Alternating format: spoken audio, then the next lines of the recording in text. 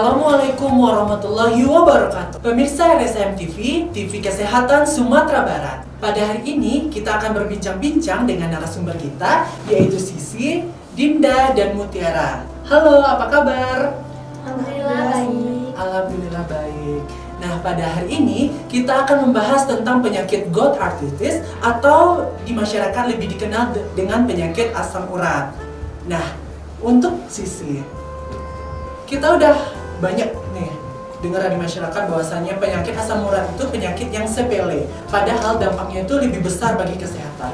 Nah, sebenarnya apa sih penyakit gout arthritis atau penyakit asam urat itu, Sisi?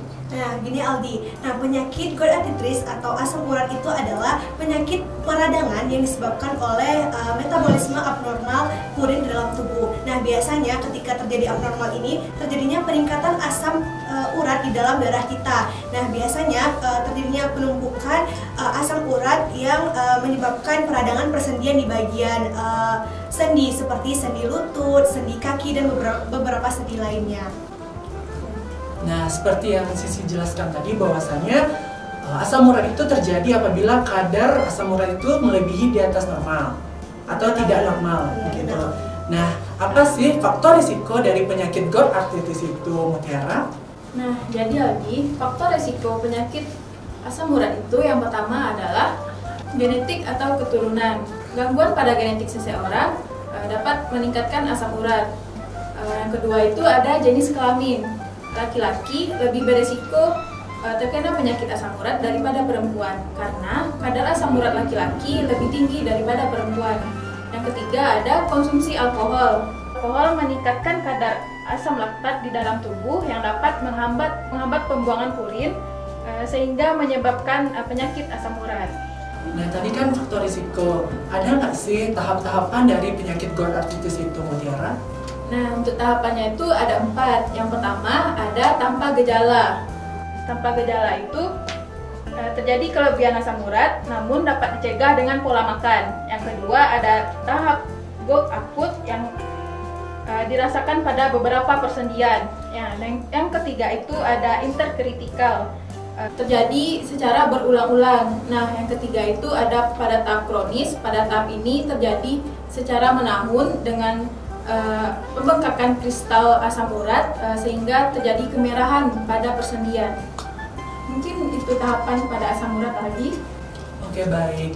Dari tadi kita bilang batas normal kadar asam urat. Nah, sebenarnya berapa sih kadar batas normal asam urat itu, Sisi? Kadar asam urat setiap orang itu sebenarnya berbeda-beda, Aldi, tergantung pada beberapa faktor. Yang pertama yaitu faktor jenis kelaminnya, kemudian pola makannya, dan kemudian itu adalah faktor aktivitas fisiknya. Nah, untuk kadar asam urat pada wanita itu biasanya normalnya 2,5 sampai 5,7 mg per desiliter. Nah, untuk pada laki-laki itu kadar normalnya yaitu 3,4 sampai 7,5 mg per desiliter.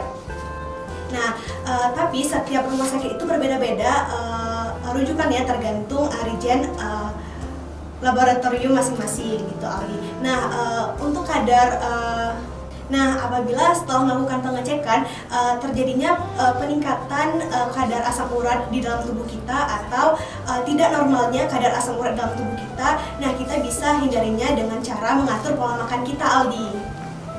Nah, Sisi bilang tadi mengatur pola makan. Nah, ada nggak makanan yang dibatasi, makanan yang dihindari, atau makanan yang dianjurkan untuk penderita penyakit gout arthritis ini, Dinda? Ya, tentu saja ada, Aldi. Nah, jadi untuk menjaga pola makan penderita arthritis gout, itu ada makanan yang diperbolehkan, ada makanan yang dibatasi, dan makanan yang perlu dihindari. Masuk yang pertama pada makanan yang diperbolehkan. Nah, makanan diperbolehkan ini adalah makanan yang mengandung rendah purin. Contohnya seperti nasi, jagung, ubi, singkong, lalu ada susu rendah lemak termasuk juga yogurt dan telur. Nah, itu kandungan purinnya dapat diabaikan. Untuk makanan yang perlu dibatasi itu makanan yang mengandung purin sedang, yaitu sekitar 9 sampai 100 gram purin per harinya. Nah, contoh makanannya yaitu daging, ayam, ikan itu perlu dibatasi jumlah konsumsinya, yaitu sekitar 50 sampai 75 gram per hari.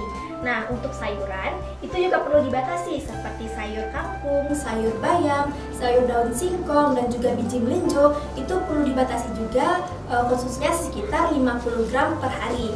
Nah, sedangkan untuk tahu tempe itu juga perlu dibatasi, yaitu sekitar 50 gram per hari.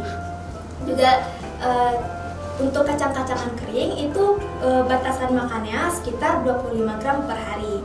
Selanjutnya yaitu makanan yang perlu dihindari, yaitu makanan yang banyak mengandung purin. Nah, contohnya seperti jeroan. Nah, jeroan itu termasuk kepada hati, limfa, masuk juga usus. Nah, lalu untuk ikan seperti ikan sarden dan ikan makarel, lalu seperti unggas yaitu bebek, lalu seperti kerang dan juga remis. Itu makanan yang harus dihindari oleh penderita artritis gout. Oh begitu Dinda, jadi banyak sekali makanan yang perlu dihindari atau makanan yang perlu dibatasi. Nah, di depan kita ada food model nih. Bisa nggak Sisi jelaskan bagaimana sih bentuk makanan yang dianjurkan, yang tidak dianjurkan, dan dibatasi? Seperti yang udah kita lihat nih Aldi di food model ini, di sini ada beberapa protein hewani dan protein nabati seperti ada ikan, ayam dan daging. Kemudian untuk protein nabatinya juga ada tahu dan tempe. Nah, untuk porsi perharinya yang harus dikonsumsi untuk protein hewani yaitu 50-75 gram. Seperti yang food model ini yang telah diperlihatkan, untuk sehari kita hanya bisa mengonsumsi satu potong ayam ini yaitu 50-75 gram per hari. Dan untuk daging sapi yaitu seperti food model ini 50-75 gram per hari juga. Nah, kemudian untuk daging ikan yaitu 50-75 gram juga, yaitu setara dengan satu potong ikan untuk sehari kita konsumsi gitu. Nah, kemudian untuk protein nabati yaitu ada tempe dan tahu. Untuk tempe sehari dikonsumsi itu sekali makan yaitu 50 gram, setara dengan food model yang telah kita perlihatkan ini. Nah, kemudian untuk tahu yaitu 50 gram juga perharinya, mungkin setara setengah dari food model yang telah kita perlihatkan ini. Itu Aldi. Kita udah dapat banyak informasi nih tentang penyakit gout arthritis atau penyakit asam urat. Nah, seperti tadi bahwasannya penyakit asam urat itu terjadi jika kadar asam urat melebihi batas normal. Nah, selanjutnya kita akan masuk ke mitos atau fakta. Mitos atau fakta, mengonsumsi sayuran bisa menyebabkan penyakit asam urat. Mitos. Nah, membahas sayuran, sebenarnya untuk penderita gout arthritis atau penyakit asam urat diperbolehkan untuk mengonsumsi sayuran hijau, hanya saja perlu dibatasi. Seperti yang sudah dijelaskan Dinda tadi, ada beberapa sayuran yang diperbolehkan, dibatasi, dan harus dihindari. Misalnya sayuran yang harus dibatasi itu karena kandungan purinnya yang tinggi di dalam sayuran tersebut, seperti kangkung, bayam, dan beberapa jenis sayuran lainnya. Untuk sayuran yang dibatasi itu sehari dikonsumsinya harus 50 gram per hari. Nah, untuk sayuran yang diperbolehkan itu yaitu sayuran yang mengandung kadar purinnya yang rendah, seperti yaitu ada labu air, kemudian gambas, kemudian ada mentimun dan tomat. Nah, untuk beberapa jenis sayuran yang diperbolehkan tadi itu dikonsumsi perharinya sekehendaknya atau biasanya 100 gram per hari. Nah, pertanyaan kedua. Penyakit asam urat terjadi akibat dari pola makan yang buruk. Fakta. Nah, pola makan memang berperan dalam kejadian penyakit asam urat. Namun, pola makan bukanlah penyebab utamanya. Seseorang yang memiliki kadar asam urat tinggi, jika mengkonsumsi makanan dengan purin yang tinggi, maka orang tersebut sangat berisiko terkena penyakit asam urat. Namun, sebaliknya, jika seseorang memiliki kadar asam urat yang tinggi, namun dia bisa menjaga pola makannya dengan mengkonsumsi makanan yang rendah purin, maka seseorang tersebut dapat mengurangi risiko terkena penyakit asam urat. Baik, yang ketiga, mitos atau fakta. Laki-laki lebih banyak mengidap penyakit gout arthritis atau penyakit asam urat daripada perempuan. Mitos. Nah, jadi begini, asam urat bisa menyerang siapapun. Nah, memang benar bahwa laki-laki berpotensi lebih tinggi terkena gout daripada perempuan. Hal ini karena pada laki-laki itu memiliki kadar asam urat yang tinggi dalam tubuhnya. sehingga lebih berisiko terkena GOUT. Nah, perlu digarisbawahi bahwa artritis GOUT itu bisa menyerang siapapun. Hal ini bergantung pada pola makan dan kebiasaannya sehari-hari. Jika ia sering mengkonsumsi makanan yang mengandung purin tinggi, maka ia sangat berisiko untuk terkena penyakit GOUT artritis walaupun ia seorang perempuan. Jadi tidak terkecuali untuk perempuan dan laki-laki, tergantung kepada pola makan yang dijalani sehari-hari. Baik, terima kasih. Jadi dapat kita simpulkan bahwasannya penyakit asam urat ini merupakan penyakit yang berbahaya namun disepelekan di masyarakat. Nah, penyakit asam urat ini terjadi karena kadar purin di dalam tubuh kita itu melebihi batas normal. Nah, tadi kita sudah mendengarkan juga bahwasannya ada makanan yang perlu dibatasi dan dilarang untuk dikonsumsi bagi penderita gout arthritis atau penyakit asam urat.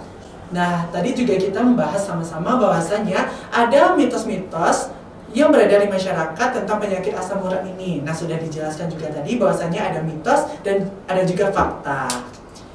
Nah, sekian untuk pada kesempatan kita kali ini. Terima kasih untuk narasumber kita yaitu Sisi, Dinda, dan Mutiara atas hadirnya di sini. Akhir kata, apabila ada kesalahan mohon dimaafkan. Assalamualaikum warahmatullahi wabarakatuh.